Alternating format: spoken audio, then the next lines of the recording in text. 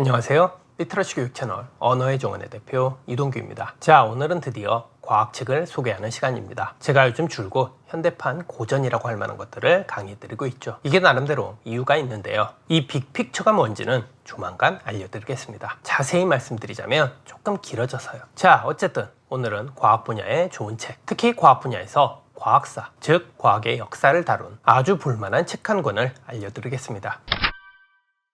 바로 불멸의 과학책이란 과학사 책입니다. 이 책은 진짜 여러분들이 무조건 읽으셔야 합니다. 과학을 잘 모르는 과학도서 초심자들은 물론이고, 나 과학 좀 아는데? 이렇게 나름 과학 부심이 있는 분들도 읽으시는 게 좋아요. 그만큼 이 책은 보기 드물 정도로 속칭 잘 빠진 책입니다. 이 책은 우선 과학책 치고는 굉장히 얇습니다. 판형도 작은 편이고요. 그런데 그만큼 군더더기가 없습니다.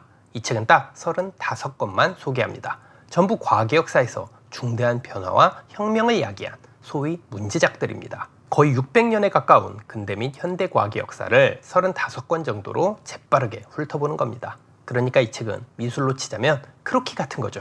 하지만 소묘작품 못지않은 훌륭한 크로키입니다. 수준 낮은 작가들이 쓴 350권짜리 과학사 책을 볼 바에는 차라리 이 책을 보는 게 나아요. 그만큼 깔끔하고 명료하게 또 캐주얼하게 과학사를 정리해준 과학사 개론서입니다. 이 책의 저자는 40년간 과학사만을 가르친 교수입니다. 그가 가르친 과학사라는 과목은 이공계 학생들은 물론 문과생들도 필수적으로 들어야 했던 수업이라고 합니다. 그러니까 이 책은 이과 베이스가 전혀 없는 100% 문과형 사람들도 이해할 수 있는 책이란 뜻이죠. 실제로 제가 읽어보니까 그렇더라고요.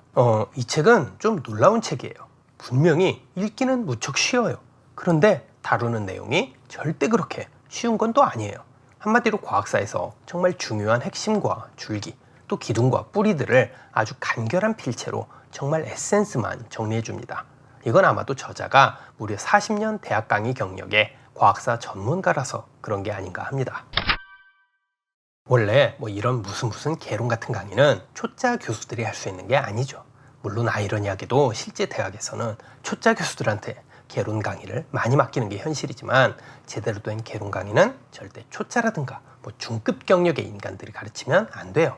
마치 그에 관한 방증 같은 책이 이 책이라고 보시면 됩니다. 이 책은 읽어보시면 아시겠지만 진짜 할 말만 하는 책입니다. 그런데 그 할 말이란 것들이 가장 본질적인 과학 개념들이에요. 그래서 각 시대별로 그 시대를 특징 짓는 과학적 메타 컨셉을 아주 명확하게 적시해 줍니다. 그런 의미에서 제가 이 영상 초반에 이미 과학을 어느 정도 좀 알고 있다 자부하시는 분들에게도 이 책이 도움이 된다고 말씀드렸던 겁니다. 이 책을 읽다 보면 내가 전에 알고 있던 이 과학자의 이 이론이, 아니면 이 실험들이 과학사라는 큰 맥락하에서는 이러한 의미를 지니고 있구나, 그리고 이런 의미를 이러한 개념으로 표현할 수 있구나 하는 걸 새삼 느끼게 돼요. 그래서 이 책을 보다 보면 정말 전문가다운 노교수의 위엄이 느껴집니다.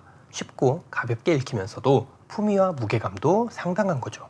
이미 머릿속에 든 지식들을 재편하고 재정리해주는 그런 재각성의 기회도 제공해주고요.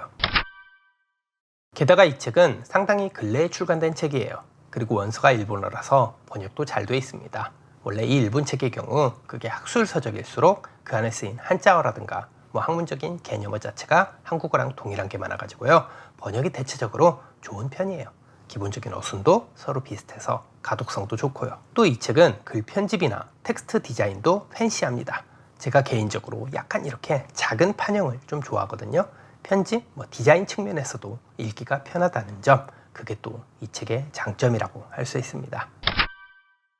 이 책은 진짜 누구나 읽을 수 있습니다.